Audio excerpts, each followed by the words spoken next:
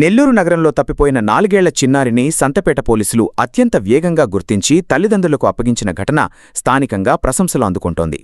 ఏసీనగర్కు చెందిన సుమన్, ఇందుప్రియ దంపతులు తమ 4 ఏళ్ల కుమార్తె భవ్యతో కలిసి గురువారం మధ్యాహ్నం కొరడా వీధిలో వెండి వస్తువులు కొనుగోలు చేసేందుకు వచ్చారు.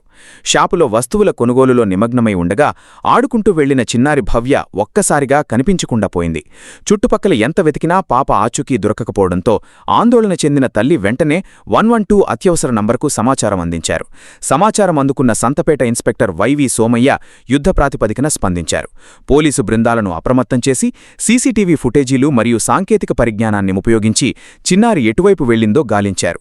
పోలీసుల సమయస్ఫూర్తితో అరగంటలోనే పాపను సురక్షితంగా గుర్తించి తల్లిదండ్రుల వద్దకు చేర్చారు.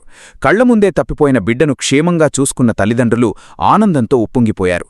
ఆపద సమయంలో తక్షణమే స్పందించి తమ పాపను అప్పగించిన ఇన్స్పెక్టర్ సోమయ్యకు మరియు పోలీస్ సిబ్బందికి వారు ప్రత్యేకంగా కృతజ్ఞతలు తెలియజేశారు.